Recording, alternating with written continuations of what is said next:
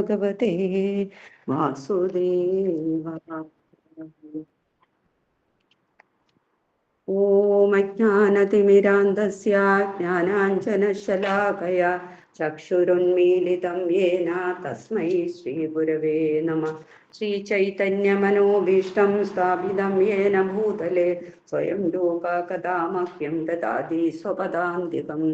വന്ദേഹം ശ്രീഗുരോ ശ്രീയുതപദകമലം ശ്രീഗുരുൻ വൈഷ്ണവാംശ ശ്രീരൂപം സാഗ്രജാതം സഗണരഘുനാഥാന്വിതം തം സജീവം സാദ്വൈതം സാവധൂതം പരിജനസഹിതം കൃഷ്ണചൈതന്യദേവം ശ്രീരാധാ കൃഷ്ണപാദാൻ സഗണലളിതാ ശ്രീവിശാഖാന്വിതാംശ. ഹേ കൃഷ്ണ കരുണാ സിന്ധോ ദീനബന്ധോ ജഗത്പദേ ഗോപേശ ഗോപികാ കാന്ത രാധാകാന്ത നമസ്തുതേ. തപ്തകാഞ്ചന ഗൗരാംഗീ രാധേ വൃന്ദാവനേശ്വരി വൃഷഭാനുസുതേ ദേവി പ്രണമാമി ഹരിപ്രിയേ. വാഞ്ചാകൽപതരുഭ്യശ്ച കൃപാ സിന്ധുഭ്യേവ ച പതിതാനാം പാവനേഭ്യോ വൈഷ്ണവേഭ്യോ നമോ നമഃ. ജയ ശ്രീകൃഷ്ണ ചൈതന്യ പ്രഭു നിത്യാനന്ദ ശ്രീ അദ്വൈത ഗദാധര ശ്രീവാസാദി ഗൗരഭക്തവൃന്ദ. जय श्री कृष्ण चैतन्य प्रभु नित्यानंद श्री अद्वैत गदाधर श्रीवासादि गौर भक्त वृंद. जय श्री कृष्ण चैतन्य प्रभु नित्यानंद श्री अद्वैत गदाधर श्रीवासादि गौर भक्त वृंद. हरे कृष्णा कृष्ण कृष्ण हरे हरे हरे राम राम राम हरे हरे. हरे कृष्ण कृष्ण कृष्ण हरे हरे हरे राम राम राम हरे हरे. हरे कृष्ण कृष्ण कृष्ण हरे हरे हरे राम राम राम हरे हरे. सर्वत्र गोविंद नाम संकीर्तनम गोविंद गोविंद. हरे कृष्ण. श्रील प्रभुपाद की जय, श्रील गुरुदेव की जय, आनंद कोटि वैष्णव की जय, नित्य गौर सिद्धानंद ब्रह्मानंद हरि हरि बोल. ഹരേ കൃഷ്ണ. എല്ലാ ഭക്തർക്കും എൻ്റെ വിനീത പ്രണാമം. ഹരേ കൃഷ്ണ. ക്ലാസ് സ്റ്റാർട്ട് ചെയ്യട്ടെ? ഹരേ കൃഷ്ണ മാതാജി. ഹരേ കൃഷ്ണ. എല്ലാവർക്കും എല്ലാവരുടെയും പാതാരവിന്ദങ്ങളിൽ എൻ്റെ വിനീത പ്രണാമം. ഹരേ കൃഷ്ണ. ഇന്ന് നമ്മൾ എടുക്കാൻ പോകുന്ന ഭാഗം കൃഷ്ണ ബുക്കിലെ പൂതനാമോക്ഷം എന്ന ഭാഗമാണ്, എന്ന അധ്യായമാണ്. ഭാഗവതത്തിലും അത് ദശമസ്കന്ധത്തിലെ 6-ാമത്തെ അധ്യായം. അതിൽ നമ്മൾ കാണുന്നുണ്ട് അല്ലേ, കഴിഞ്ഞ അധ്യായത്തിൽ നമ്മൾ കണ്ടു നന്ദഗോപര് നികുതി അടയ്ക്കാനൊക്കെ ആയിട്ട് മധുരയിലേക്ക് പോയി, കംസന്റെ അടുത്തേക്ക് പോയി. അവിടെ നിന്ന് വസുദേവരെ കാണുന്നു. അവര് രണ്ടുപേരും തമ്മിലുള്ള സൗഹൃദ സംഭാഷണങ്ങളൊക്കെ നടക്കുന്നു, ഗോകുലത്തിലെ വിശേഷങ്ങളൊക്കെ ചോദിക്കുന്നു.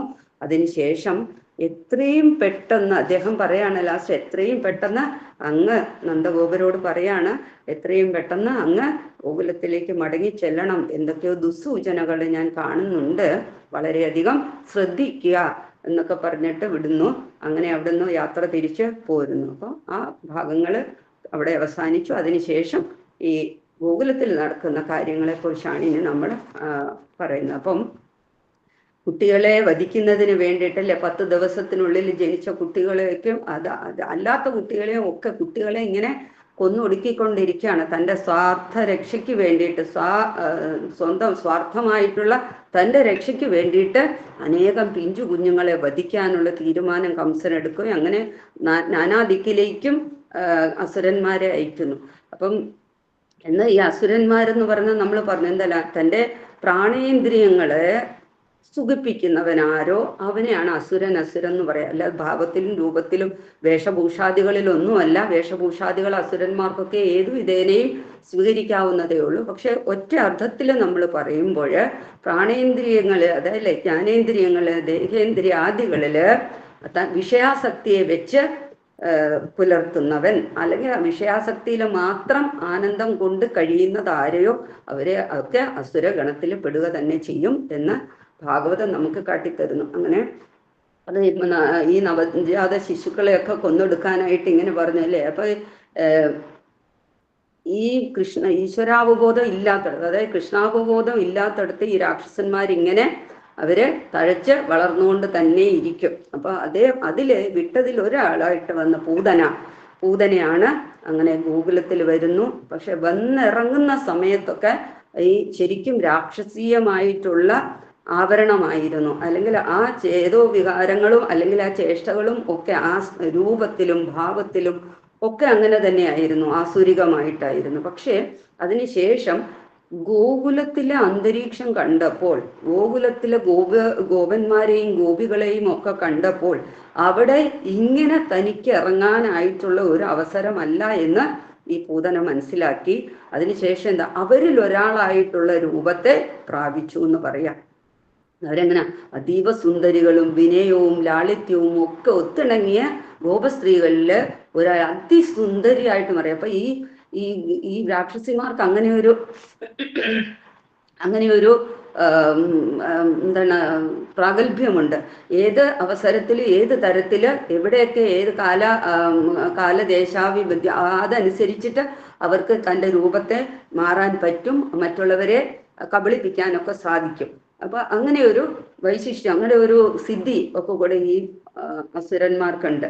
അപ്പൊ അങ്ങനെ ഈ പൂതന ഇവിടെ അതിസുന്ദരിയായിട്ടുള്ള ഒരു സ്ത്രീയായിട്ട് ആര് കണ്ടാലും നോക്കിപ്പോ, ഈവൻ ഗോപസ്ത്രീകൾ പോലും വിചാരിച്ചു അല്ലെ ലക്ഷ്മി ദേവിയെ പോലെ, ഭഗവാനെ തേടി വരുന്ന ലക്ഷ്മി ദേവിയെ പോലെ അവർക്ക് തോന്നിയെന്നൊക്കെ പറയുന്നുണ്ട്. അപ്പൊ ആരുടെയും കണ്ണഞ്ചിക്കുന്ന രീതിയിലുള്ള സൗന്ദര്യം വാർത്തെടുത്തിട്ട് ആ രീതിയിലാണ് വന്നത്. അവിടെ ആ തരത്തിലേ ചതിക്കാൻ പറ്റൂ, മറ്റുള്ളവരുടെ കണ്ണിൽ പൊടിയിടാനായിട്ട് സാധിക്കുള്ളൂ. ഗോപസ്ത്രീകൾ എല്ലാവരും അമ്പരന്ന് നോക്കി നിന്നു ഈ ശ്രീ കന്യാരത്നത്തെ. അപ്പൊ അവര് ചോദിക്കാതെ തന്നെ ഭഗവാനെ എടുക്കുന്നതിലോ ഒന്നിലോ അവര് തടസ്സപ്പെടുത്തില്ല. കാരണം അത്രയ്ക്ക് അവര് പോലും ആകർഷരാകുന്ന തരത്തിലാണ് വന്നത്. അപ്പൊ അതില് ഭഗവാന്റെ അടുത്തേക്ക് വന്നു. അപ്പോ രോഹിണിയോ യശോദമയോ ഒന്നും അവളെ തടഞ്ഞില്ല, ആ പൂതനെ തടഞ്ഞില്ല. അങ്ങനെ ആ പൂതന വന്ന് ഭഗവാനെ എടുത്തു. അങ്ങനെ ആ എടുത്ത സമയത്ത് ഭഗവാൻ ഒന്ന് നോക്കി, പിന്നെ ഒന്ന് കണ്ണടച്ചു എന്ന് പറയുന്നുണ്ട് അല്ലേ. ഭഗവാൻ ഒന്ന് നോക്കി. പക്ഷെ ഭഗവാൻ ഭാവഗ്രാഹി ജനാർദ്ദനായിട്ടുള്ള ഭഗവാന് ഈ പൂതനയുടെ ലക്ഷ്യമൊക്കെ എന്താന്നുള്ളത് മനസ്സിലാക്കാൻ സാധിച്ചു. അപ്പോൾ ഓക്കെ, എല്ലാം നടക്കട്ടെ എന്നുള്ള തീരുമാനത്തോടു കൂടി കണ്ണടച്ച് ഒന്നും അറിയാത്ത മട്ടില് കിടന്നു എന്ന് പറയാം.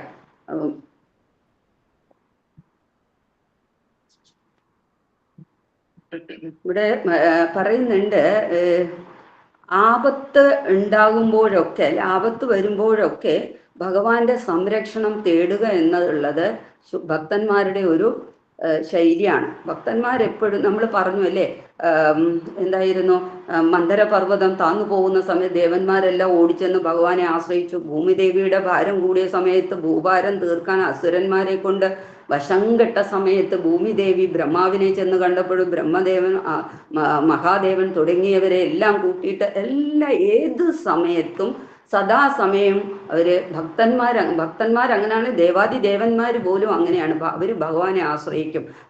അവരവരാൾ തന്നെ സ്വാതന്ത്ര്യത്തോടു കൂടി പെരുമാറാൻ ഒരിക്കലും അവര് മുതിരുകയില്ല. അവര് ഭഗവാനെ ആശ്രയിക്കും. ഒറ്റ സെക്കൻഡ് ഡോറൊന്നും.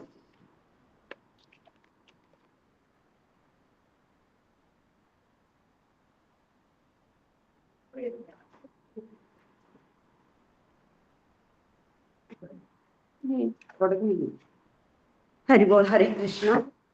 അപ്പൊ അവര് പിന്നെ അങ്ങനെ അവര് ഭക്തരെല്ലാം തന്നെ ഭഗവാനെ ആശ്രയിക്കും. എന്താ വെച്ചാല് ഭഗവത്ഗീതയിൽ നമുക്ക് 9-ാമത്തെ അധ്യായത്തിൽ പറയുന്നുണ്ട്, 33-ാമത്തെ ശ്ലോകത്തിൽ പറയുന്നുണ്ട്, അനിത്യം അസുഖം ലോകം ഇമം പ്രാപ്യ ഭജസ്വമാം.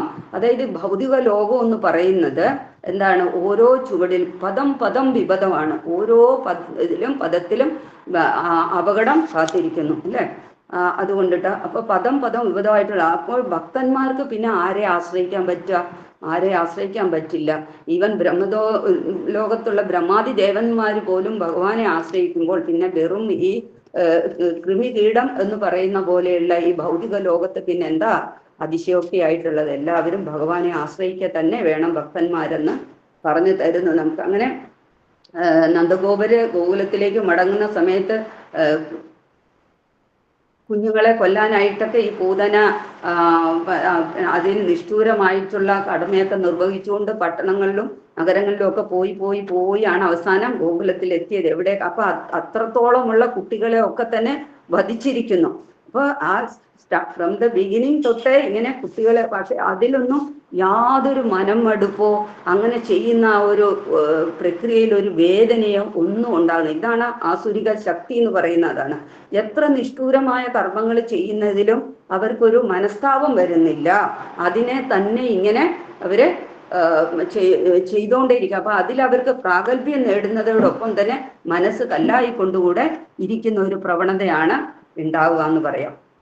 അങ്ങനെ ഇവിടെ പരീക്ഷിത് മഹാരാജാവ് ഉത്കണ്ഠയോട് കൂടിയിട്ട് ഇരിക്കുകയാണ്. ഇനി എന്താ പറയാ, പൂതനെ എന്ത് ചെയ്യും, ഭഗവാൻ എന്ത് പറ്റി അല്ലെ, അവന് നമ്മുടെ വംശത്തിൽ ഭഗവാൻ എന്ത് പറ്റി എന്നുള്ള ഒരു അസ്വസ്ഥനായിക്കൊണ്ട് വീണ്ടും വീണ്ടും ചോദിക്കുകയാണ്. അപ്പം അങ്ങനെ സ്വധർമ്മത്തില് ഈ ഹരേ കൃഷ്ണ മഹാമന്ത്രം ജപിക്കുക, അല്ലെങ്കിൽ ഭഗവാന്റെ നാമരൂപ ലീല ഗുണങ്ങൾ, ഭഗവാന്റെ നാമം ജപിച്ചുകൊണ്ടിരിക്കും എപ്പോഴും ഇരിക്കുന്നവർക്ക് ഇവിടെ യാതൊരു ഇതും ഉണ്ടായില്ല. അവർക്ക് ധർമ്മത്തില് സഞ്ചരിക്കുന്നവർക്ക്, ധർമ്മത്തിൽ ചരിക്കുന്നവർക്കും നാമജപാദികളുടെ ബലത്തിൽ ജീവിക്കുന്നവർക്കും ഉത്കണ്ഠപ്പെടേണ്ട ആവശ്യമില്ല.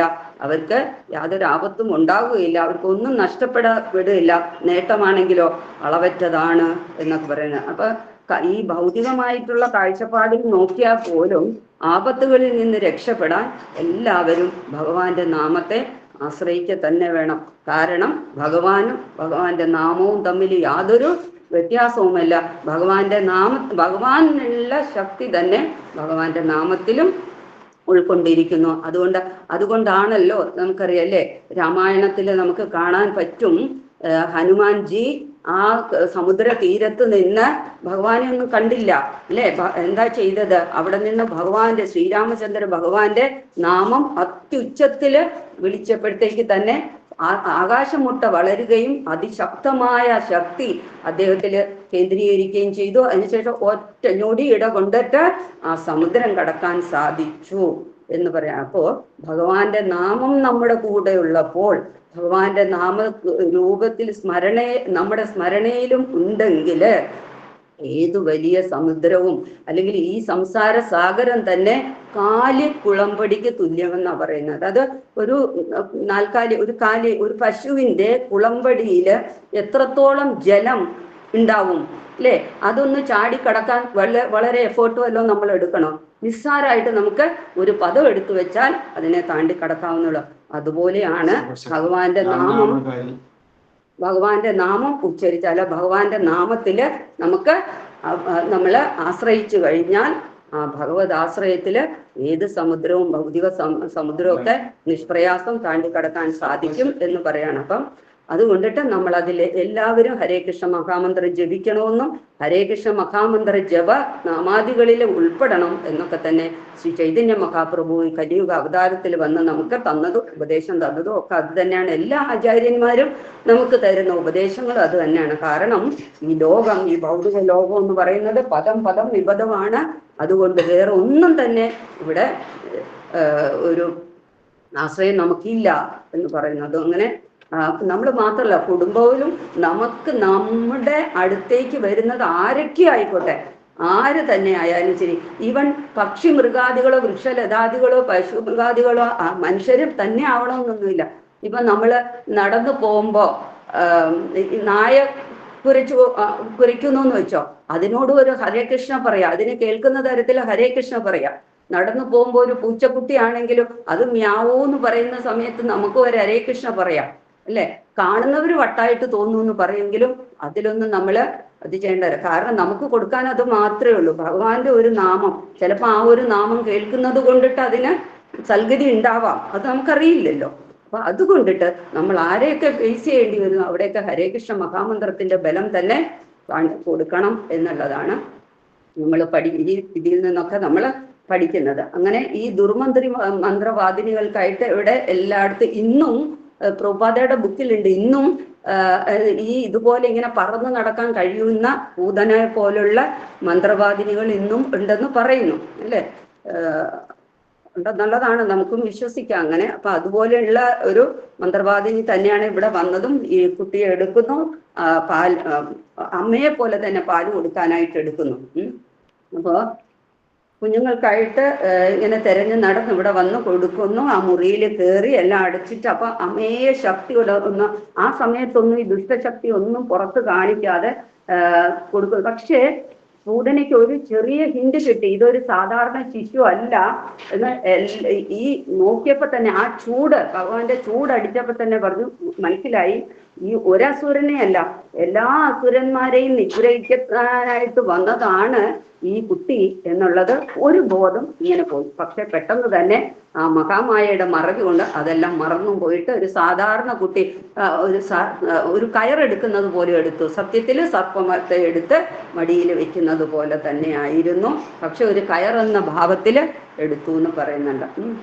അങ്ങനെ ആ ശിശുക്ക് ഭഗവാന് പാല് കൊടുക്കാനായിട്ട് അങ്ങനെ കൃത്രിമമായിട്ടൊക്കെ കൊടുക്കാൻ തുടങ്ങിയപ്പോഴത്തേക്ക് അവളെ ഒന്ന് നോക്കി എന്ന് പറഞ്ഞു. പെട്ടെന്ന് കണ്ണടച്ചു, അല്ലെ?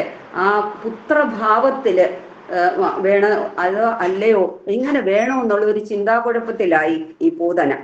അപ്പോ അന്തകനും ആയി ഒരേ സമയം അനന്തനുമായി, അല്ലെ? ഭഗവാൻ ഒരു അനന്തനാണ്, അതുപോലെ തന്നെ അന്തകനുമായി. ആ അന്തകൻ അപരിമേയനാണ് ഭഗവാൻ, പക്ഷെ ഇവിടെ അന്തകനും ആവുന്നു ഒരേ സമയത്ത് തന്നെ. അപ്പൊ ഭഗവാൻ എല്ലാം ആകാം, ഏതും ആകാം. അപ്പൊ ഭഗവാനെ കൊല്ലാൻ ആർക്കും ആകില്ല എന്നുള്ളത് മനസ്സിലാകാതെ ആ ബുദ്ധി ഇല്ലാത്തതിനാൽ എന്താണ് ഈ പൂതനയ്ക്ക് അത് തൻ്റെ നാശത്തിന് ഉറവിടമാണ് ഇത്, താൻ ചെയ്യാൻ പോകുന്ന പ്രവൃത്തിയെന്നോ അല്ലെങ്കിൽ ഇവിടം കൊണ്ട് തൻ്റെ അവസാനം ഇത് അന്തകനാണെന്നോ മനസ്സിലാക്കാൻ സാധിച്ചില്ല. അങ്ങനെ ആ രാക്ഷസി തന്നെ പറഞ്ഞ് വിട്ട ഉടമസ്ഥന്റെ വാക്ക് പാലിക്കുന്നതിന് വേണ്ടിയിട്ട്, അല്ലെ ഏത് ജോലിക്കാണ് തന്നെ നിയോഗിച്ചത് അതിനെ സാമർഥ്യത്തോടു കൂടിയിട്ട് നടത്തി കൊടുക്കുന്നതിന് വേണ്ടിയിട്ട് ആ കുഞ്ഞിനെ എടുക്കുന്നു. ഈ ചിന്താഗതികളൊക്കെ മറന്നു പോകുന്നു, ആ ജോലിയിലേക്ക് തന്നെ തൻ്റെ ശ്രദ്ധയെ വയ്ക്കുന്നു. അങ്ങനെ കുട്ടിയെടുത്ത് ഈ എന്താണ് മൃദുവായിട്ടുള്ള പറയുന്നുണ്ട്, മൃദുവായിട്ടുള്ള കവറില്, അല്ലെ, നല്ല സ്പോഞ്ച് പോലത്തെ കവറിൽ സൂക്ഷിച്ചിരിക്കുന്ന വാള് പോലുള്ള ചിന്താഗതി, അല്ലെ? അങ്ങനെ ആ വിഷം പുരട്ടിയ ആ പാല് കുട്ടിക്ക് കൊടുക്കാനായിട്ട് എടുക്കുന്നു. കുഞ്ഞിനെ മാറോട് ചേർത്ത് ആ ഘോര രാക്ഷസിയായിട്ടുള്ളവര് പാല് കൊടുക്കുന്നു. അപ്പൊ പാല് എന്തായിരുന്നു പൂതനയുടെ ചിന്താഗതി എന്ന് പറഞ്ഞാല്, അപ്പൊ ഈ വിഷം എങ്ങനെയാ പുരട്ടിയിട്ടുള്ളത്? ആ വിഷം എന്ന് പറഞ്ഞാൽ അല്പമാത്രം അതൊന്ന് സ്പർശിക്കുന്ന സമയം തന്നെ, നിമിഷത്തിൽ തന്നെ, നമ്മളെ സൈനൈഡ് പോലെയൊക്കെ ആയിരിക്കാം, ആ സ്പർശിക്കുന്ന സമയം തന്നെ മൃത്യു വരിക്കും. ആ തരത്തിലുള്ള വിഷമാണ് പുരട്ടിക്കൊണ്ട് വന്നിരിക്കുന്നത്. അങ്ങനെ കൊടുക്കാൻ ശ്രമിക്കുക, അത് കൊടുക്കുന്നു. ആ തൊട്ട മാത്രയിൽ തന്നെ പറഞ്ഞില്ലേ, ഈ കൊടും വിഷമാണ് അത് പറ്റി അത് കൊടുക്കാനായിട്ട് എടുക്കുക. അപ്പൊ ഈ പ്രാണൻ തന്നെ തനിക്ക് നശിപ്പിച്ചിട്ട് പോകാം എന്നുള്ള ചിന്തയോടുകൂടിയൊക്കെയാണ് കൊടുക്കുന്നത്. അങ്ങനെ പക്ഷേ ഭഗവാൻ അത് കണ്ണടച്ച് അങ്ങനെ ടേസ്റ്റ് ചെയ്തതും ചെയ്ത് എന്താ ചെയ്ത്, അല്ലെ? ആ രാക്ഷസിയിലുള്ള എല്ലാ ജീവനോടെ പാല് കുടിച്ചു ആദ്യം, അതിനുശേഷം രക്തം കുടിച്ചു, അതിനുശേഷം ആ പ്രാണൻ പോലും അപകരിച്ചു, ആ പ്രാണൻ കൂടെ വലിച്ചു കുടിച്ചു. ആ സമയത്ത് എന്തേ ഈ രാക്ഷസിയുടെ യഥാർത്ഥ രൂപം പുറത്തു വന്നു, അല്ലേ? അതുവരെയുള്ള ആ സൗന്ദര്യങ്ങളൊക്കെ മാറിയിട്ട് ആ യഥാർത്ഥ രൂപം, ആ പൂതന രാക്ഷസിയ രൂപമൊക്കെ വന്നു. എന്നിട്ട് അപ്പൊ പറയുന്നുണ്ട്, മുഞ്ച എന്ന് പറയുന്നുണ്ടല്ലോ, വിടൂ എന്ന് പറയുന്നുണ്ട്. എവിടെ വിടാൻ? ഭഗവാന്റെ പിടി മുറുകിക്കൊണ്ടേയിരുന്നു. അങ്ങനെ ആ കണ്ണുകളൊക്കെ ശരീരമൊക്കെ വിയർത്ത് കുളിച്ച് രക്തം പോലും ശരീരത്തിൽ നിന്ന് പൊടിഞ്ഞിട്ട് കൈകാലുകളൊക്കെ വീണ്ടും വിറങ്ങലിച്ച മാതിരിയൊക്കെ ആയി. അങ്ങനെ കണ്ണുകളൊക്കെ തുറിച്ച് ആ അതീവ ഉച്ചത്തിലും ശക്തിയിലും ഒക്കെ നിലവിളിച്ചു. അപ്പോൾ പർവ്വതങ്ങളും ഭൂമിയും ഒക്കെ, ഗ്രഹങ്ങളും ആകാശവും താരകങ്ങളും എല്ലാം ഈ ശബ്ദം കൊണ്ടിട്ട് കിടിലം വിറച്ചു എന്നാ പറയുന്നത്. അത്രയ്ക്ക് ശബ്ദത്തിന് പ്രതിധ്വനിച്ചു. അപ്പൊ ലോകം മൊത്തം ഇളകി മറിഞ്ഞ പോലെ എല്ലാം ഇടുത്തി വീഴുന്നത് പോലെ ആയിപ്പോയി. ജനങ്ങളൊക്കെ ഭയവിഹ്വലരായിട്ട് ഇങ്ങനെ നിന്നു. അപ്പോ അതായത് ഭൂമിക്ക് മേലെയുള്ള താഴെയുള്ള അല്ലെ, ഭൂമിക്ക് താഴെയാണ് രസാതലം, അതലം, വിതലം, സുതലം, രസാതലം, പാതാളം എന്ന് പറയും. അങ്ങനെയല്ല, ഭൂമിക്ക് താഴെയുള്ള ലോകങ്ങളെല്ലാം തലങ്ങളെല്ലാം തന്നെ ഭീതിയിൽ വിറച്ചു എന്ന് പറയാം. അത്രയ്ക്കായിരുന്നു. അപ്പൊ ഒരു സാധാരണ സ്ത്രീ ആയിരുന്നില്ല, സാധാരണ രാക്ഷസിയുമായിരുന്നില്ല, ഏറ്റവും മുഖ്യമായ രാക്ഷസിയെ തന്നെയാണ്, ഏറ്റവും ശ്രേഷ്ഠമായിട്ടുള്ള ഏറ്റവും ശക്തിയെ ആർജിച്ച രാക്ഷസിയാണ് ഈ പിഞ്ചു കുഞ്ഞുങ്ങളെയൊക്കെ കൊല്ലാൻ വിട്ടത്. അപ്പോൾ ആ കംസന്റെ സ്വാർത്ഥത എത്രത്തോളം ഉണ്ടെന്നൊക്കെ ഇതിൽ നിന്ന് നമുക്ക് മനസ്സിലാക്കാൻ സാധിക്കും. അങ്ങനെ ആ മാറിടത്തിൽ തന്നെ ആ പൂതന അങ്ങനെ എന്താ പറയുക, വലിയ ഇടി പർവ്വതം വീഴുന്നത് പോലെ വീണു അവിടുന്ന് ആ ഭഗവാൻ. പക്ഷെ ആ മാറില് ആ എന്താണ് പറഞ്ഞല്ലോ, തൻ്റെ മുട്ടിൽ ഊന്നി ഇങ്ങനെ കളിച്ചുകൊണ്ടേയിരുന്നു, യാതൊരു ഭയവും ഇല്ല. അപ്പൊ തൻ്റെ മായാശക്തി കൊണ്ട് അവൾക്ക് ആ സമയത്ത് തൻ്റെ രൂപം ഒന്നും മറയ്ക്കാൻ പറ്റിയില്ല. ആ യഥാർത്ഥ രൂപം തന്നെ പുറത്തു വന്നു, അവൾ കാണിച്ചു. ഇതാണ് അല്ലേ, ആപത്ത് വരുമ്പോഴത്തേക്കൊക്കെ യഥാർത്ഥ രൂപം വരും. അതുവരെ മായാമോഹിതരാക്കാൻ വേണ്ടിയിട്ട് വേഷം കെട്ടി പലരും വരും എന്നൊക്കെ ആണ് ഇതിൽ നിന്ന് മനസ്സിലാവുക. അങ്ങനെ ആ പൂതനയുടെ ഭീമ ആകൃതിയുള്ള ശരീരം ഭൂമിയിൽ പതിച്ചു. അതേതാ 12 മൈൽ ചുറ്റളവുള്ള വൃക്ഷങ്ങളെ പോലും പൊടിയാക്കുന്നു. വൻ വൃക്ഷങ്ങൾ നിന്നതിനെ പോലും എന്തൊക്കെ ഉണ്ടായിരുന്നു അതിനെയൊക്കെ താറുമാറാക്കിക്കൊണ്ടാണ് ഇവിടെ അവിടെ നിന്ന പർവ്വതങ്ങളും എല്ലാം പൊടിയായി പോയി. അപ്പൊ ആ ശരീരത്തിന്റെ ഒരു ശക്തി എത്രത്തോളം ഉണ്ടെന്ന് നമുക്ക് ഊഹിക്കാം അല്ലെ. അങ്ങനെ വീണു. അതിനുശേഷം അപ്പൊ ഇവിടെ ആ രാക്ഷസിയുടെ പറയുന്ന ആ രാക്ഷസിയുടെ പല്ലുകളൊക്കെ കലപ്പക്കോല് പോലെയാണ്, അത്രയ്ക്ക് നീണ്ട കൂർത്ത പല്ലുകളായിരുന്നു എന്ന് പറയുന്നത്. അതുപോലെ തന്നെ മൂക്കിന്റെ ദ്വാരങ്ങളൊക്കെ പർവ്വതങ്ങളിലെ ഗുഹ പോലെയാണ് ഇരുന്നത്. അതുപോലെ തന്നെ മാറിടം വലിയ വലിയ പാറക്കഷ്ണങ്ങൾ പോലെയായിരുന്നു. അവളുടെ ചിതറി ചെമ്പിച്ച മുടി അല്ലെ ഒക്കെ ചിന്നിച്ചിതറിയായിട്ട് കാണുന്നു. അതൊക്കെ എന്ന് പറഞ്ഞാൽ അവളുടെ കണ്ണുകളുടെ ഈ കുഴിയുണ്ടല്ലോ, അതൊക്കെ വലിയ പൊട്ടക്കിണറുകൾ പോലെ ഉണ്ടായിരുന്നു എന്ന് പറയാ. തുടകളൊക്കെ ആണെങ്കിൽ മണൽത്തിട്ട പോലെ, ഈ നദിയുടെ കരകൾ പോലെ ഉണ്ടായിരുന്നു. കൈയും കാലും തുടയൊക്കെ വലിയ വലിയ പാലങ്ങൾ പോലെയായിരുന്നു. അപ്പൊ ആ ഒരു രൂപത്തെ നമ്മളൊന്ന് മനസ്സിൽ കാണുന്നതിന് വേണ്ടിയിട്ടാണ് ഇത്രയും വിശദീകരിച്ചിട്ടൊക്കെ തന്നിരിക്കുന്നത്. ഉദര ഒക്കെ ആണെങ്കിൽ വെള്ളം പറ്റിയ തടാകം പോലെയൊക്കെ ആയിരുന്നു. അപ്പൊ ഈ രാക്ഷസിയുടെ അലർച്ച കേട്ടിട്ട് ഹൃദയവും ചെവികളും ഒക്കെ എല്ലാവരുടെയും സ്തംഭിച്ചു പോയി. ഗോപന്മാരും ഗോപികമാരും ഒക്കെ അന്നേരമാണ് ഈ സുന്ദരിയൊക്കെ അങ്ങോട്ട് വിട്ടിട്ട് അത്ഭുതകരമായിട്ടുള്ള ഈ ഭീമാകാരമായിട്ടുള്ള അവരുടെ ശരീരം കണ്ടു. അവർ ഭയന്ന് വിറച്ച് ഒന്നും ചെയ്യാൻ പറ്റാത്ത അവസ്ഥയിൽ ഇങ്ങനെ നിന്നുപോയത്. അതിനുശേഷം പക്ഷേ അവർ നോക്കുമ്പോൾ അവരുടെ നോട്ടം എപ്പോഴും ഭീമാകാരായിട്ട് പൂതനയോ ഒന്നുമല്ല, അവര് കണ്ണനെയാണ് നോക്കുന്നത്. അപ്പൊ നോക്കുന്ന സമയത്ത് കണ്ണൻ ചിരിയോട് കൂടിയിട്ട് ആ രാക്ഷസി പൂതനയുടെ മാറിടത്തിൽ ഇങ്ങനെ കളിച്ചുകൊണ്ടിരിക്കുന്നു. അപ്പൊ ഈ ഭഗവാന്റെ ഈ അത്ഭുതകരമായിട്ടുള്ള പ്രവർത്തികൾ കണ്ടിട്ട് ഗോപികൾക്കൊക്കെ ഒരേ സമയം തന്നെ ആനന്ദം ഉണ്ടായി. അവർ അത്യാഹ്ലാദത്തോടെ യശോദാമായി ഓടിപ്പോയിട്ട് ആ കുഞ്ഞിനെ എടുത്തുകൊണ്ട് വന്നു. അങ്ങനെ എടുത്തുകൊണ്ടുവന്നിട്ട് അപ്പോഴും ഭഗവാന്റെ അതീന്ദ്രിയ രൂപത്തിനോ ഭാവത്തിനോ യാതൊരു മാറ്റവും ഇല്ല അല്ലെ, അതുപോലെ തന്നെ ഇരിക്കുന്നു. എന്നെ പെട്ടെന്ന് തന്നെ അവരൊക്കെ വേപത് പൂണ്ടിട്ട് ഈ കുട്ടിയുടെ കുഞ്ഞ് പേടിച്ചിട്ടുണ്ടാവും, അതുകൊണ്ടിട്ട് എന്തെങ്കിലും ഇനി വന്നു പോയാലോ എന്നൊക്കെ വെച്ചിട്ട് ആ മുതിർന്ന ഗോപികമാരൊക്കെ ഓടി വന്ന് കണ്ണനെ പൂർണ്ണ സംരക്ഷണമൊക്കെ നൽകുന്നതായിട്ട് ആദ്യം തന്നെ അവർ പശുവിന്റെ വാല് കൊണ്ടിട്ട് അടിച്ചു, മേത്തൊക്കെ ഇങ്ങനെ തട്ടി ആ പേടി പോകാൻ. അപ്പോ അതുപോലെ തന്നെ അതിനുശേഷമാണ് ഓരോ കർമ്മങ്ങൾ ചെയ്തു തുടങ്ങി. ഇപ്പൊ ഇവിടെ നമുക്ക് പറയാൻ പറ്റുന്ന അപ്പൊ സംരക്ഷണം എന്ന് പറയുന്നത് നമ്മൾ ചെയ്യണം എന്നുള്ളത് പറയുന്നത് ഇത് തന്നെ. അപ്പൊ ഗോമാതാവിന്റെ അല്ലെ പശുവിന്റെ എല്ലാ കാര്യങ്ങളും, ചാണകമായാലും ശരി, മൂത്രമായാലും മൂത്രവും ചാണകവും അത് ഔഷധമാണെന്ന് പറയുന്നു. അതുപോലെ അതിന്റെ വാല്, അങ്ങനെ പശുവിന്റെ എല്ലാവിധ കാര്യങ്ങളും നമ്മൾക്ക് അല്ലാതെ അതിന്റെ പാല് മാത്രമല്ല എല്ലാ കാര്യങ്ങളും ഔഷധ ഗുണമുള്ളതും ശ്രേഷ്ഠമായതുമാണ്. അതുകൊണ്ട് സംരക്ഷണം ചെയ്യണം എന്നുള്ളതിന് പ്രാധാന്യം ഭാഗവതത്തിൽ പ്രാധാന്യം നൽകുന്നത് അതുകൊണ്ട് തന്നെയാണ്. പക്ഷേ ഇന്ന് ഈ കലിയുഗത്തില്, പ്രത്യേകിച്ച് ഈ ആധുനിക യുഗത്തില്, പ്രത്യേകിച്ച് ഇപ്പൊ ഈ മോഡേൺ ടൈമില് ഇതിന്റെ ആ പ്രാഗൽഭ്യം ഒക്കെ മനുഷ്യർ മറന്നു പോയിരിക്കും, അല്ലെങ്കിൽ പുതിയ തലമുറയ്ക്ക് അത് അറിയാൻ പറ്റാതെ ആയിരിക്കുന്നു അല്ലെ. പണ്ടുള്ളവർ ആദ്യം തന്നെ ഇതൊക്കെയാ ചെയ്തുകൊണ്ടിരുന്നതെന്ന് പറയാം. അപ്പൊ ഇതൊക്കെ നമുക്ക് കാണിച്ചു തരുന്നുണ്ട്. അപ്പൊ കൃഷി, ഗോരക്ഷ്യ, വാണിജ്യം, വൈശ്വര്യ സ്വഭാവജം എന്ന് പറയാൻ തന്നെ കാര്യമാണ്. അതിന്റെ ഈ സംരക്ഷണത്തിന്റെ പ്രാധാന്യം ഈ തരത്തിലൊക്കെ നമുക്ക് കാട്ടിത്തരുന്നു. ഭഗവാന് പോലും ഈ പേടി അകറ്റാനും അതിനൊക്കെ ആയിട്ട് ഇത് ഈ ചാണകം അതുപോലെ ഗോമൂത്രം ഒക്കെ ഉപയോഗത്തിലായിരുന്നു എന്ന് പറയാണ്.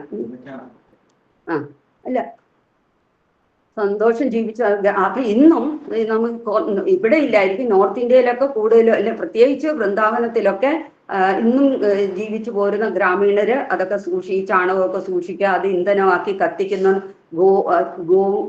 ഗോമൂത്രമല്ല, ചാണകം കൊണ്ടിട്ട് അത് ഉണക്കി ഇങ്ങനെ പരത്തിയൊക്കെ ചപ്പാത്തി പോലെയൊക്കെ പരത്തി അതങ്ങനെ ഉണക്കിയെടുത്ത് അത് കത്തിച്ചാല് ഏറ്റവും ചൂടും കൂടുതൽ, അതുപോലെ വെക്കുന്ന അതുകൊണ്ടുണ്ടാക്കുന്ന ഭക്ഷണ സാധനങ്ങൾക്ക് അതീവ രുചിയുമായിരിക്കും എന്ന് പറയുന്നു.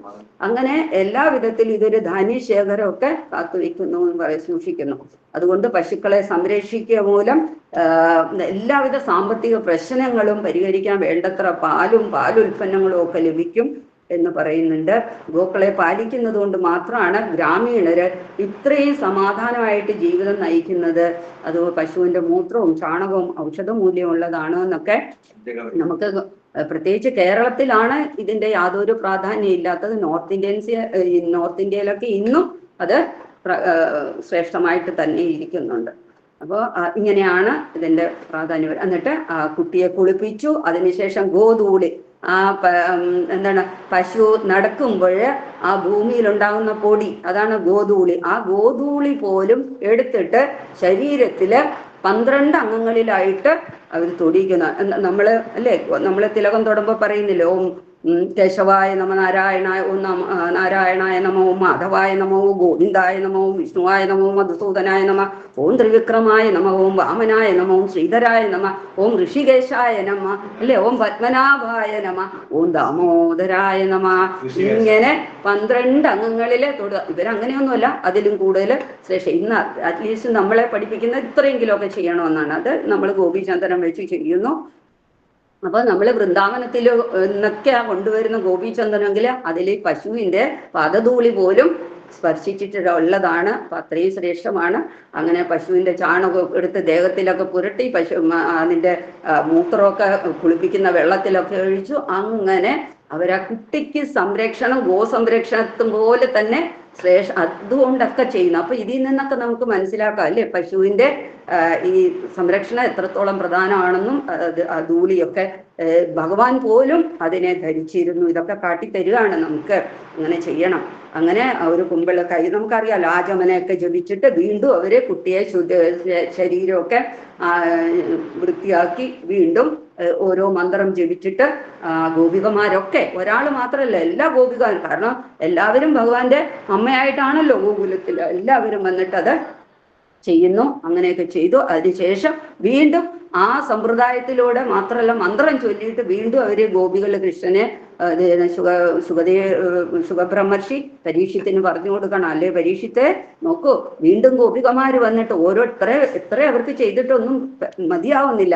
അങ്ങനെ അജൻ എന്ന് പറയുന്ന ഭഗവാൻ നിന്റെ കാലടികളെ രക്ഷിക്കട്ടെ, പിന്നെ മണിമാൻ എന്ന് പറയുന്നത് കാൽമുട്ടുകളെ സംരക്ഷിക്കട്ടെ, യജ്ഞൻ നിന്റെ തുടകളെ സംരക്ഷിക്കട്ടെ, അങ്ങനെ എന്ന് പറയല് ഓരോരോ അംഗങ്ങള്. ഹയഗ്രീവൻ നിന്റെ ഉദരത്തെ സംരക്ഷിക്കട്ടെ, ഹൃദയത്തെ സംരക്ഷിക്കട്ടെ, അങ്ങനെ വിഷ്ണു നിന്റെ കരങ്ങളെ സംരക്ഷിക്കട്ടെ.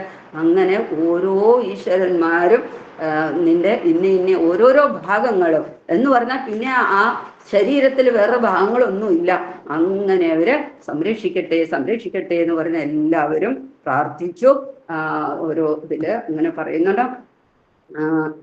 അങ്ങനെ വമ്പിച്ച ആപത്തുകളിൽ നിന്ന് വൻ സുരക്ഷ നൽകാനായിട്ട് വളരെ ലളിതവും പ്രായോഗികമായിട്ടുള്ള മാർഗമാണ് ഇതെന്ന് പറയുന്നത്. ഗോമൂത്രം, ചാണകം എന്നിവയുടെ സഹായത്തോടെയാണ് ഈ മന്ത്രങ്ങളെല്ലാം ചൊല്ലി ഭഗവാന്റെ ഓരോരോ അംഗങ്ങളിലും സ്പർശിച്ച് അവര് പ്രാർത്ഥന ചൊല്ലിയതെന്ന് പറയാം. അപ്പൊ ഇതൊക്കെ ഈ ആധുനിക പരിഷ്കാരങ്ങളൊന്നുമില്ല, അവർക്ക് ഉണ്ടായിരുന്നില്ല, അറിയില്ലായിരുന്നു.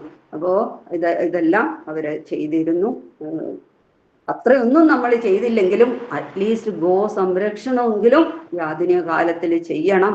ഗോപൂജയ്ക്ക് നമ്മൾ അത് നമ്മള് ഗോമാതാവിനെ വീട്ടിലൊന്നും വളർത്താൻ തന്നെ സാഹചര്യം ഇല്ലാത്തവരാണെങ്കിലും ഗോസേവ ചെയ്യുന്ന ടെമ്പിളുകളുണ്ട്. അവിടെയെങ്കിലും അതിന് പുല്ലോ വൈക്കോലോ അല്ലെങ്കിൽ ആഹാര സാധനങ്ങളോ വാങ്ങിക്കൊടുക്കുന്നതിന് എന്തെങ്കിലും നമ്മുടെ സമ്പാദ്യത്തിൽ ഒരു അംശം അതിനു വേണ്ടിയിട്ട് നമ്മൾ ചെയ്യണം. നമുക്കല്ലാതെ ജീവിതത്തിൽ ഒരുപക്ഷെ ഫ്ലാറ്റിൽ താമസിക്കുന്നവർക്കും അല്ലാത്തവർക്കും വയ്യാത്തവർക്കും ഒന്നും ഗോ സംരക്ഷണം ഈസി ആയിട്ടില്ല. പക്ഷേ ഇങ്ങനെ ചെയ്യാൻ പറ്റുമല്ലോ, അതില്ലാണ്ട് വരുന്നില്ല. അതിലൂടെ നമുക്ക് ഗോ സംരക്ഷണത്തിന് അതിന്റെ പ്രാധാന്യത്തെ അറിയാനും അതിനെ പൂജിക്കാനും ഒക്കെ സാധ്യമാകുന്നതാണ്. ഒക്കെ മനസ്സിലിരിക്കട്ടെ. അങ്ങനെ ഋഷികേശന്റെ ഇന്ദ്രിയങ്ങളൊക്കെ രക്ഷിക്കട്ടെ. അങ്ങനെ ഓരോ സംരക്ഷണത്തിനൊക്കെ ഏർപ്പെടുത്തി കൊടുത്തു. എല്ലാം ചെയ്തതിന് ശേഷം ഭഗവാനെ വീണ്ടും അവരെടുത്ത് പാലൊക്കെ കൊടുത്തു, ഒക്കെ ഇരുത്തി. ഇവിടെ പറയുന്നുണ്ട് എന്താ എന്താന്ന് വെച്ചാല് ഈ കുഞ്ഞുങ്ങൾക്ക് ഇതൊക്കെ ചെയ്യണമെന്ന് പറയും.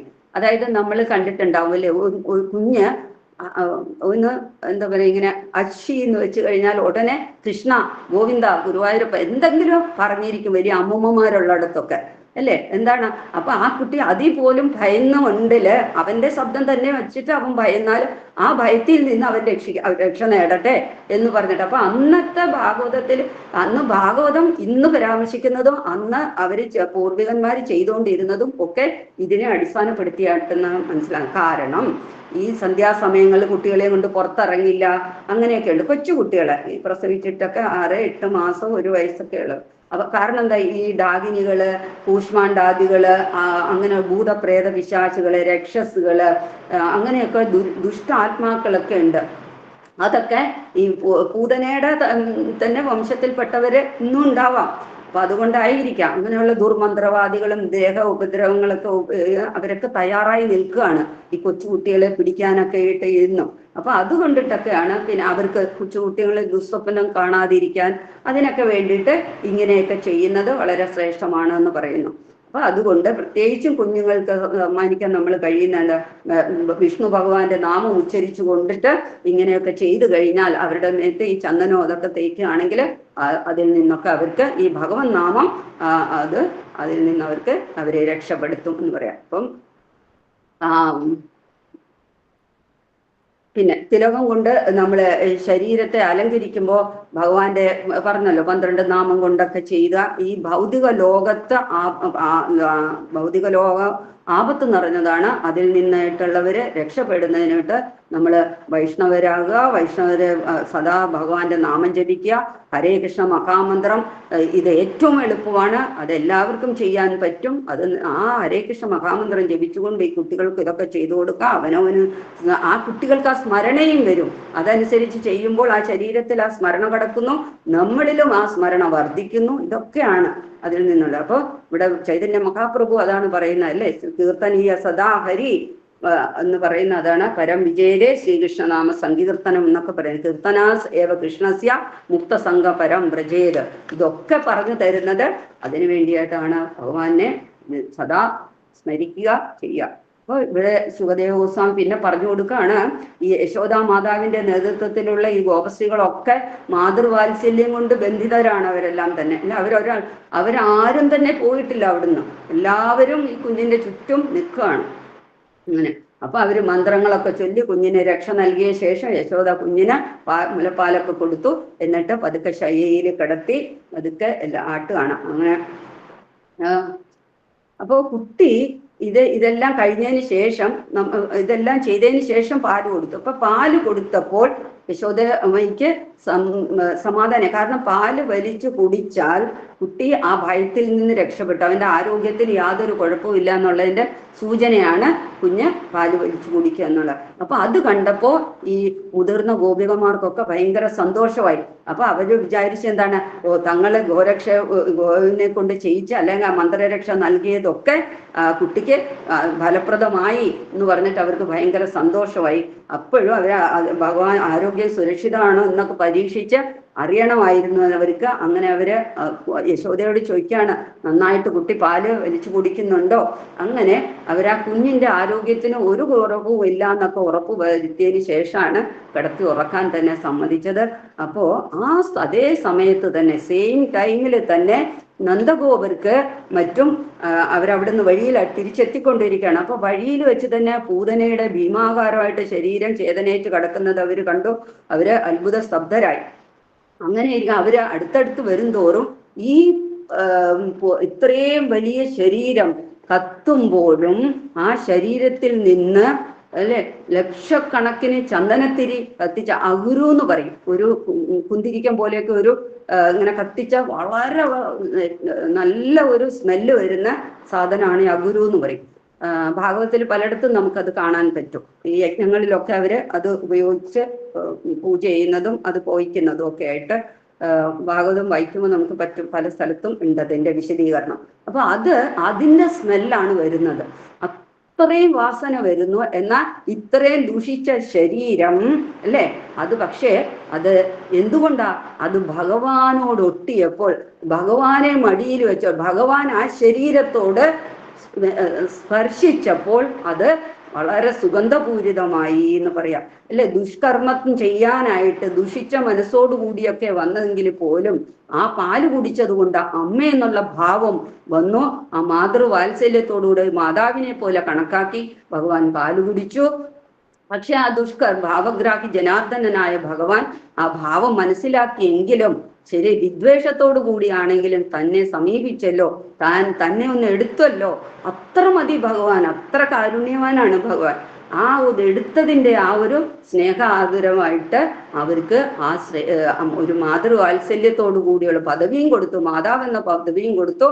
അതുപോലെ തന്നെ ആ ശരീരത്തിൽ നിന്നിട്ട് ഇത്രയും സുഗന്ധദ്രവ്യങ്ങൾ പുകയ്ക്കുന്ന പോലുള്ള സ്മെല്ല് കൊണ്ട് ആർക്കും ഭയം വന്നില്ല അല്ലെ. അല്ലാതെ തന്നെ നമുക്കറിയാം ഒരു ശവം കരിയുന്ന മണമൊക്കെ വന്നാൽ നമുക്ക് ഭീതിയും വരും ഉൾപ്പെടെ വരും, പക്ഷെ എന്തോ ഒരു അറപ്പും വരും.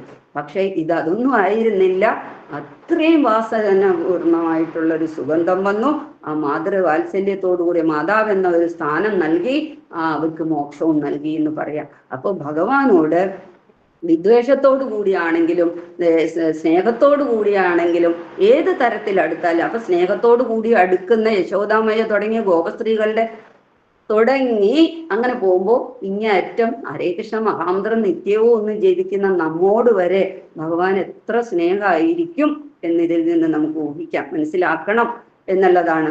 ഭക്തന്മാരുടെ ആ ശ്രദ്ധരായിരിക്കണം തൻ്റെ സാധന നടത്തുന്നതിലും ഭഗവാന്റെ നാമം ജപിക്കുന്നതിലും ഭഗവാന്റെ സ്മരണ തലയിൽ നിലനിർത്തുന്നതിലും ഒക്കെ നമ്മൾ എപ്പോഴും ശ്രദ്ധാലുക്കളായിരിക്കണം, ബദ്ധശ്രദ്ധരായിരിക്കണം. വെറും ശ്രദ്ധ പോരാ. അപ്പൊ നിർബന്ധമായിട്ടുള്ള ശ്രദ്ധ, അത് കഴിഞ്ഞിട്ടേ ഉള്ളൂ വേറെ എന്തും എന്നുള്ള ഒരു സർവം കൃഷ്ണ സംബന്ധേ എന്നായിരിക്കണം ഏത് പ്രവൃത്തി എടുത്തോളോ. അപ്പോ അങ്ങനെ ആയിരിക്കണം, നിർബന്ധേ കൃഷ്ണ സംബന്ധേ ആയിരിക്കണം. അപ്പോൾ അതൊക്കെ നമുക്ക് ഇതിൽ നിന്ന് മനസ്സിലാക്കാം. അങ്ങനെ ഈ നന്ദഗോപരും അവരുടെ ഗ്രൂപ്പ് തിരിച്ചു വരുമ്പോൾ ഇതൊക്കെ കാണുന്നു. പക്ഷെ ഇങ്ങനെയുള്ള അപ്പം വൃന്ദാവന ഇവിടെ ഇങ്ങനെ തന്നെ ഇത് സംഭവിച്ചു എന്നൊക്കെ വന്ന് സ്തബ്ധരായിട്ട് നിൽക്കുന്നു. കാണുമ്പോഴവർക്ക് ഇതെല്ലാം വിശ്വസിക്കാൻ തന്നെ കഴിയുന്നില്ല. അപ്പൊ നന്ദഗോപര് ചിന്തിക്കുകയാണ്, വസുദേവർ എത്രത്തോളം അദ്ദേഹം ഒരു തപസ്യാണോ, അദ്ദേഹം ഒരു യോഗീശ്വരനാണോ, ഭഗവാൻ തന്നെയാണോ എന്നൊക്കെ സംശയിച്ചു പോകുന്നു. കാരണം എന്ത് പറഞ്ഞുവോ ഇവിടെ വന്നപ്പോഴത്തേക്ക് അത് സംഭവിച്ചു കഴിഞ്ഞു അല്ലേ. അപ്പൊ ശരിയല്ലേ, ഭഗവാൻ അങ്ങനെ ഒരു ശ്രേഷ്ഠന്റെ ഇതിലല്ലേ വന്ന് പറഞ്ഞത്. അപ്പൊ അദ്ദേഹത്തിനും കാണില്ലേ അത്രയും ശ്രേഷ്ഠത. അപ്പോൾ അദ്ദേഹത്തിനും കാരണം എന്താണ്, എപ്പോഴും ആ കൃഷ്ണനെ കുറിച്ചുള്ള ചിന്തയാണ്. ഭഗവാൻ കുട്ടിയാണെന്ന് ഒരു നിമിഷം തോന്നുന്ന, തൻ്റെ കുട്ടിയാണെന്ന് തോന്നുന്നെങ്കിലും അതേസമയം അതീന്ദ്രിയനാണെന്ന് മനസ്സിലാണെങ്കിലും പെട്ടെന്ന് തന്നെ മായ കൊണ്ട് മറച്ചിട്ട് കുട്ടിയാണെന്ന് തോന്നിപ്പോകുന്നു. അപ്പൊ ആ കുട്ടിയുടെ ശ്രദ്ധയായിട്ടാണ് ഏത് സമയവും അവരുടെ ഉള്ളിലൊക്കെ ഉള്ളത്. അപ്പോൾ മഹാരാജ പറഞ്ഞതൊക്കെ ശരിയല്ലേ എന്ന് ഓർക്കുകയാണ്. അപ്പം അദ്ദേഹത്തിന്റെ യോഗശക്തിയെ മുൻകൂട്ടി കണ്ട ആ യോഗശക്തിയൊക്കെ അതിൽ വീണ്ടും നന്ദഗോപര് പുകഴ്ത്തുന്നു, മറ്റുള്ളവരോടൊക്കെ പറയുന്നു. അങ്ങനെ ആ ഈ പൂതനയുടെ ഭീമാകാരമായിട്ട് ശരീരം കഷ്ണങ്ങളാക്കുക, അങ്ങനെയൊന്നും മൂടിയിടാൻ സ്ഥലം പോലും ഇല്ല.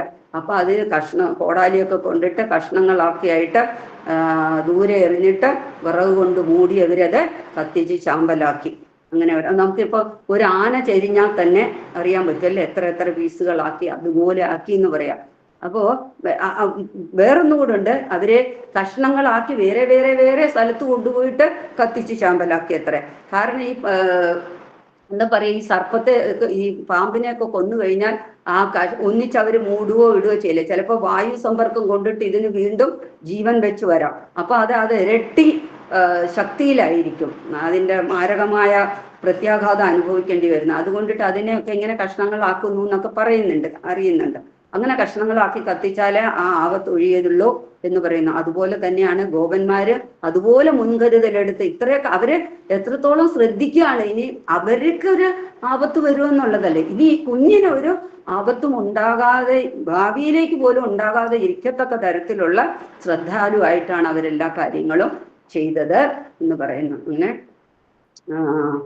അമ്മോ ആ ശരീരം ദഹിപ്പിച്ചപ്പോഴാണ്, കത്തിച്ചപ്പോഴാണ് അഗുരുവിൻ്റെ ആയിട്ടുള്ള ഈ നല്ല സുഗന്ധ ഒക്കെ സൗരഭ്യമൊക്കെ അവിടെ പരന്നത് പറയുന്നു. അങ്ങനെ അതുകൊണ്ടിട്ട് നമ്മൾ ഭക്തിയുത സേവനത്തില് ശ്രവണ കീർത്തനങ്ങൾ വളരെ പ്രധാനമാണെന്ന് പറയുന്നുണ്ട്.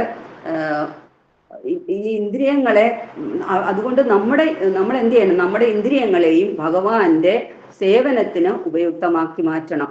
എങ്ങനെയെങ്കിലും ഈശ്വരാവബോധം നേടിയാൽ ആ നിമിഷം അയാള് ഭൗതിക മാലിന്യങ്ങളിൽ നിന്നൊക്കെ ഒഴിഞ്ഞിട്ട് മോക്ഷ സൽഗതിക്ക് ഇടയായി വരും. സുന്നതാം സകഥാകൃഷ്ണ പുണ്യശ്രവണ കീർത്തന, ഭഗവാന്റെ കഥകൾ കേൾക്കുക, കേൾപ്പിക്കുക, നാമം ജപിക്കുക ഇത്യാദി കർമ്മങ്ങളിൽ ഏർപ്പെട്ടാൽ മാത്രം മതി. വളരെ മലമറിക്കുന്ന കാര്യങ്ങളിലേക്ക് ഒന്നും നമ്മൾ പോകേണ്ട കാര്യമില്ല. ഇതാണ് ശ്രവണ കീർത്തനാദികൾ കൊണ്ടിട്ട് നമ്മളുടെ ബുദ്ധിയെ ശുദ്ധീകരിക്കുക. കൃഷികേശ സേവനം, അതിന് നമ്മുടെയൊക്കെ ഇന്ദ്രിയങ്ങളുടെ നാഥനായിട്ടുള്ള ഭഗവാനെ നമ്മുടെ ഇന്ദ്രിയങ്ങളെ, തുച്ഛമായ ഇന്ദ്രിയങ്ങളെ കൊണ്ടിട്ട് സേവനം ചെയ്യുക. അല്ലാതെ പറഞ്ഞല്ലോ, ഈ അസുരന്മാരുടെ പോലത്തെ പ്രാണേന്ദ്രിയങ്ങളെ കൊണ്ടിട്ട് ലൗകിക സുഖങ്ങൾക്ക് വേണ്ടിയിട്ടല്ല നാം ചെയ്യേണ്ടത്. ഭഗവാന്റെ സേവനത്തിന് വേണ്ടി ചെയ്ത് ഭഗവാന്റെ സംതൃപ്തിക്കായി കൊണ്ടിട്ട് നമ്മുടെ സേവനങ്ങൾ അനുഷ്ഠിക്കണം. നമ്മുടെ ഇന്ദ്രിയങ്ങളെ കണ്ണ് മൂക്ക് ചെയ്യുക, അതായത് പഞ്ചേന്ദ്രിയങ്ങൾ, 5 ജ്ഞാനേന്ദ്രിയങ്ങളും 5 കർമ്മേന്ദ്രിയങ്ങളും പ്ലസ് മനസ്സ്. ഇങ്ങനെ ഈ ഏകാദശി എന്നൊക്കെ പറയുന്നില്ലേ, ഈ 11 ഏകാദശി നോക്കണമെന്ന് പറയുന്നതിൻ്റെ ഒക്കെ കാര്യം അതാണല്ലേ. ഈ 11 ഇന്ദ്രിയങ്ങളും കൊണ്ടും നമ്മൾ ആ ഏകാദശി ദിവസം ഭഗവാന്റെ അടുത്ത് ഉപവസിക്കുക, ഭഗവാന്റെ അടുത്തിരിക്കുക. എന്നുവെച്ചാൽ ഭഗവാനോട് അടുത്തിരുന്ന് സേവനം ചെയ്യുക. ഇരുന്നല്ല, മനസ്സുകൊണ്ട് ശരീരം കൊണ്ട് നമ്മുടെ ഇന്ദ്രിയങ്ങളൊക്കെ കൊണ്ട് തന്നെ ഭഗവാനെ സേവനം ചെയ്യുക എന്നൊക്കെയാണ് ഇതിലൂടെ നമുക്ക് കാട്ടിത്തരുന്നു. പിന്നെ അങ്ങനെയുള്ള ഭഗവാന് അതുകൊണ്ടിട്ട് ഈ ഭഗവാന് പാല് കൊടുത്തത് കൊണ്ടിട്ട് പരമപദത്തിലേക്ക് ഭഗവാൻ എത്തിച്ചു. അപ്പൊ പിന്നെ അമ്മമാരായിട്ട് ഭഗവാനോട് സ്വാഭാവികമായിട്ട് മമത വെച്ച് പുലർത്തുന്ന ഗോപസ്ത്രീകളുടെ, ഭക്തിയുള്ള ഗോപസ്ത്രീകളുടെ കാര്യങ്ങൾ പറയണമെന്നാണ് ശുഖബ്രഹ്മർഷി ചോദിക്കുന്നത്. തങ്ങൾക്ക് ഏറ്റവും പ്രിയപ്പെട്ടതെല്ലാം ഒരമ്മ സ്വന്തം കുഞ്ഞിന് കൊടുക്കും അല്ലേ, അതുപോലെ ഭഗവാന് എല്ലാം നൽകുന്ന അമ്മമാര് ഇത് വിഷം കൊടുക്കാൻ വന്നപ്പോ ഇത്രയും കൊടുത്തെങ്കിൽ സദാ ആ ഗോപസ്ത്രീകള് ഭഗവാന് എല്ലാം നൽകിക്കൊണ്ടിരിക്കുന്ന ആ ഗോപസ്ത്രീകളുടെ ഒക്കെ കാര്യങ്ങൾ പിന്നെ പറയണം. അവരൊന്നും പിന്നീട് ഒരിക്കലും അവർ ഭൗതിക ലോകത്തേക്കൊന്നും തിരിച്ചു വന്നിട്ടേ ഇല്ല. ഭഗവാന്റെ സന്തത സഹചാരികളായിട്ട് അവിടെയൊക്കെ തന്നെ കഴിഞ്ഞുകൂടുന്നു. ഇവിടെ ഈ പൂതനയ്ക്ക് ഭഗവാനോട് യാതൊരു മമതയും ഉണ്ടായിരുന്നില്ല, എന്നാലോ അസൂയ ഉണ്ടായിരുന്നു. അപ്പൊ അസൂയാഭാവത്തിൽ ഭഗവാനോട് അടുത്തപ്പോ ഇങ്ങനെ കംസനോ അസൂയ ഉണ്ടായിരുന്നു, കോപം ഉണ്ടായിരുന്നു, ദേഷ്യം ഉണ്ടായിരുന്നു. അപ്പൊ യഥാർത്ഥത്തില് 5 തരം രസത്തില് ഭഗവാനെ സേവിക്കാന്ന് പറയാം അല്ലേ. ഏതൊക്കെയാ? വാത്സല്യം, ശാന്തം, മാധുര്യരസം, വാത്സല്യരസം, ശാന്തരസം, ദാസ്യരസം, സഖ്യരസം, ഇങ്ങനെയൊക്കെ ഉണ്ട്. ഇനി ഇതിലേതെങ്കിലും ഒന്നോ, ഇനി ഇതെല്ലാം തന്നെ ആയാലും ഒരു അപകടവും ഇല്ല, ഒരു കുഴപ്പവും ഇല്ല. ഇത്തിരി അമിതമായി പോയാലും കുഴപ്പമില്ല, പക്ഷെ ഇല്ലാതിരുന്നാൽ കുഴപ്പങ്ങളേ ഉള്ളൂ. അതും നമ്മൾ മനസ്സിലാക്കണം. അപ്പൊ അശ്രദ്ധയായിട്ടോ അസൂയോടോ ഭഗവാന് നിവേദ്യം അർപ്പിച്ചു. ഏതാണ്? തൻ്റെ പാല് അല്ലെ, മുലപ്പാല് ആ പൂതനെ അർപ്പിച്ചപ്പോ തന്നെ ആത്മീയ ജീവിതത്തില് അത്യുന്നത പദവി നേടിയെടുത്തു. എങ്കില് അങ്ങേയറ്റത്തെ സ്നേഹത്തോടും മമതയോടും കൂടിയിട്ട് ഭഗവാനെ സേവിക്കുകയും ഭഗവാന്റെ തൃപ്തിക്കായിക്കൊണ്ടിട്ട് എന്തെങ്കിലും സമർപ്പിക്കുകയോ ഒക്കെ ചെയ്താൽ നമുക്കുമൊക്കെ ഈ പദവിയിലെത്താൻ പറ്റും. അങ്ങനെ കാണിച്ചു തരുന്നു ഭാഗവതം നമുക്ക്. അപ്പൊ ഗോപികമാരുടെ കാര്യമൊന്നും പറയേണ്ടതായിട്ടേ ഇല്ല. അവര് മാതൃഭാവത്തിലുണ്ടായിരുന്നു, കാമുകഭാവത്തിലുണ്ടായിരുന്നു അല്ലെ. അങ്ങനെയൊക്കെ അവര് ജീവിതത്തിലെ പരിപൂർണ നേടിയവരാണ്. ശ്രീ ചൈതന്യ മഹാപ്രഭു ഇതിൽ പറയുന്നുണ്ട്, രമ്യ ക്വചിത് ഉപാസന വ്രജവധൂർ വർഗേണ യാ കൽപ്പിത. അതുപോലെയുള്ള സ്നേഹമാണ് വ്രജവധൂക്കള് ഭഗവാന് അർപ്പിച്ചത്. അവര് രമ്യായിട്ടും ഉപാസനയായിട്ടും അല്ലെ അവര് സ്നേഹത്തോടും മാതൃഭാവത്തോടുണ്ടായിരുന്നു, കാമുകഭാവത്തിലൊക്കെ ഉണ്ടായിരുന്നു. അങ്ങനെ ഗോപികാമാരുടെ ഭാവം ഇന്ന ഭാവമൊന്നും വിശദീകരിക്കാൻ സാധിക്കില്ല. അവർക്ക് അങ്ങനെയായിരുന്നു, സർവവും ഭഗവാൻ തന്നെയായിരുന്നു. അങ്ങനെ എപ്പോഴും കാരണം പരമദിവ്യോത്തോ പുരുഷനായ ഭഗവാൻ എപ്പോഴും ശുദ്ധഭക്തന്റെ ഹൃദയാന്തർഭാഗത്ത് കുടികൊള്ളുന്നുണ്ട്. അത് ബ്രഹ്മാവിനെയും മഹേശ്വരനെയും ഒക്കെ പോലെ തന്നെ ലോകം മുഴുവൻ ആരാധിക്കുന്ന, എപ്പോഴും ഭഗവാന് പ്രാർത്ഥനകൾ ദേവാദിദേവന്മാരെ അർപ്പിച്ചുകൊണ്ടിരിക്കുന്നു. അപ്പോ ആ സ്ഥലത്താണ് പൂതന ഒരു ഘോര രാക്ഷസി ആയിരുന്നിട്ടും ഭഗവാൻ അവളെ സന്തോഷത്തോടെ കെട്ടിപ്പിടിച്ച്, അവിടെ മാറത്തു തന്നെയായിരുന്നു ഭഗവാൻ, ഒന്ന് ആലോചിച്ച് നോക്കൂ. അപ്പൊ അങ്ങനെ കെട്ടിപ്പിടിച്ചത് കൊണ്ടിട്ട് അതീന്ദ്രിയ തലത്തിലെ ലോകത്ത് ഒരമ്മയുടെ പദവിയൊക്കെ കൊടുത്തിട്ട് അങ്ങേയറ്റത്തെ പരിപൂർണത നേടിക്കൊടുത്തു. അപ്പൊ പിന്നെ ഭഗവാനെ ആനന്ദത്തോടെ ആരാണോ സേവിക്കുന്നത്, അത്യാഹ്ലാദത്തോടെ അമ്മയുടേതുപോലുള്ള സ്നേഹത്തോടെ കൃഷ്ണന് സ്വന്തം പാലർപ്പിച്ചവർക്ക് അല്ലെ സ്വന്തമായിട്ട് നമ്മൾ എന്തൊക്കെ അർപ്പിക്കുന്നുവോ എല്ലാം തന്നെ ഭഗവാൻ സ്വീകരിക്കും. അതുപോലെ നമുക്കും അതീന്ദ്രിയമായ ആനന്ദം ഭഗവാൻ നൽകും. അതീന്ദ്രിയ ആനന്ദം ഭഗവത് സേവനത്തിലൂടെ നമുക്ക് നേടിയെടുക്കാൻ സാധിക്കും. അങ്ങനെ നേടിയെടുത്ത് അതീന്ദ്രിയമായ ആ സ്നേഹത്തോട്, ഭഗവാന് അന്യോന്യമുള്ള സ്നേഹത്തോട് കൂടിയിട്ട് നമുക്ക് നമ്മുടെ ജീവിതത്തെ ലക്ഷ്യസ്ഥാനത്തിലേക്ക് എത്തിക്കാൻ സാധിക്കും എന്നൊക്കെ കാട്ടിത്തരുന്നു. അങ്ങനെയാണ്. പിന്നെ പറയുന്നുണ്ടല്ലേ, ഈ ആ ഗോപികമാരൊക്കെ തന്നെ ശരീരം വെടിഞ്ഞ ശേഷം ഈ ഭൗതിക ലോകത്തേക്ക് തിരിച്ചു വന്നെന്ന് നമ്മൾ ഒരിക്കലും വിചാരിക്കരുത്. അവരൊക്കെ ഭഗവാന്റെ സ്വന്തം ധാമത്തില് അവിടുത്തെ സ്നേഹ വാത്സല്യത്തോടു കൂടിയിട്ടൊക്കെ തന്നെ എത്തിച്ചേർന്നിട്ടുള്ളവരാണ്.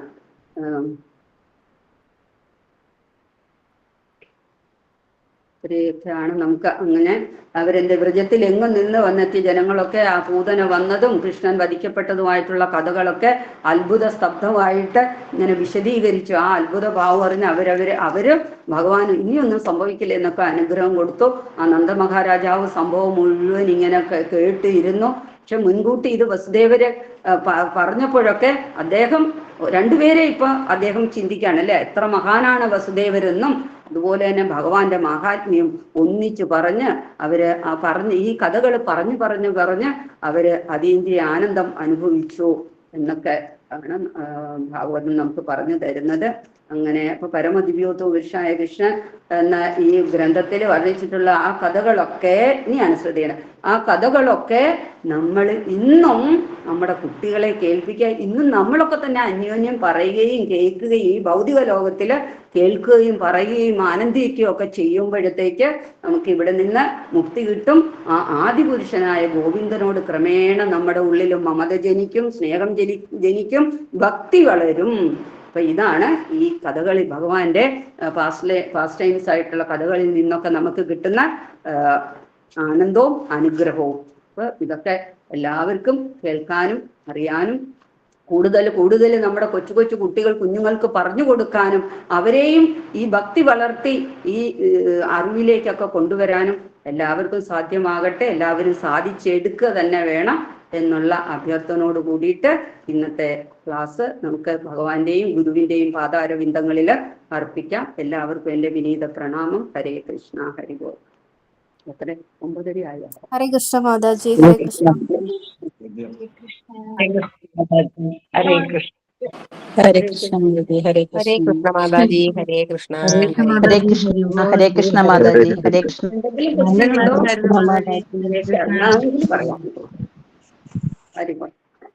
ഹരിബോൽ ഹരിബോൽ. ഹരേ കൃഷ്ണ. ഹരിബോൽ പ്രഭു. ഒരു ഇതുകൂടെ നമുക്ക് പറഞ്ഞു നിർത്താം. ഒരിക്കലും എന്താ പറയുന്നത്, നമ്മളുടെ കുട്ടികൾക്ക് ഇത് പറഞ്ഞു കൊടുക്കണമെന്ന് പറഞ്ഞാൽ ഇന്ന് പറയുന്ന ഭൗതിക ലോകത്തില് അവര് കേൾക്കുന്നതും കാണുന്നതും ഒക്കെ അപൂർണങ്ങളാണെന്ന് മാത്രമല്ല അതിഭയാനകവുമായിട്ടുള്ള കാര്യങ്ങളാണ്. അപ്പൊ ഇങ്ങനെയുള്ള കാര്യങ്ങള് അവരില് പറഞ്ഞു കൊടുത്ത് അവരെ കൊണ്ട് തിരിച്ചും പറയിപ്പിച്ച് നമ്മൾ കേൾക്കുകയും അങ്ങനെ ഒരു ആശയവിനിമയം നടത്തിക്കൊണ്ടേ ഇരിക്കണം വീട്ടില് സദാസമയവും. അല്ലെങ്കിൽ ഏത് തരത്തിൽ ഏത് സമയത്താ പദം പദം വിപദം എന്ന് പറഞ്ഞാൽ ഏത് സമയത്താണ് നമുക്കറിയാൻ പറ്റില്ല. ഇന്നത്തെ കാലം അങ്ങനെയാണ്. ചുറ്റുപാട് കാണുന്നതും അവര് അധിവസിക്കുന്നതായിട്ടുള്ള ഭാഗങ്ങൾ, ഇപ്പൊ സ്കൂളായാലും കോളേജായാലും ഒക്കെ അങ്ങനെയൊക്കെ തന്നെയാണ്. അതുകൊണ്ടിട്ട് ഇതില് ഈ കഥയും പറഞ്ഞുകൊണ്ട് നിന്നാ ഒരുപക്ഷെ അതാവില്ല.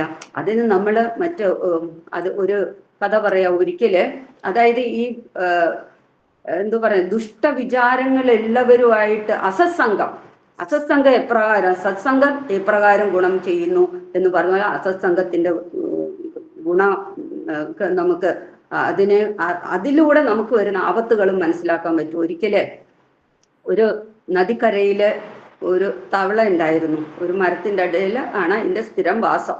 അപ്പൊ ആ തവള ഇങ്ങനെ ഇരിക്കുമ്പോൾ ആ തവള ഇങ്ങനെ ആ നദി അപ്പുറത്ത് പോകുന്നു, ഇപ്പുറത്ത് വരുന്നു, അങ്ങനെ ഇങ്ങനെ പോയിക്കൊണ്ടിരിക്കുന്നു. അപ്പൊ അവിടെ ഒരു തേള് ഉണ്ട്. അപ്പൊ ഈ തേളിന് ഒരാഗ്രഹം അപ്പുറത്ത് പോയി മറുകരയൊന്ന് കാണണം എന്ന് ആഗ്രഹിച്ചു. അങ്ങനെ ആ തേള് ഒരു ദിവസം ഈ തവളയോട് കുറേ പ്രാവശ്യം പറഞ്ഞു. പക്ഷെ തവള അത് ചെവിക്കൊണ്ടില്ല. ഇവനെ വിശ്വസിക്കാൻ പറ്റാത്തവനെ, ഇവൻ വഞ്ചകനാണ് എന്നുള്ളത് അറിയാം.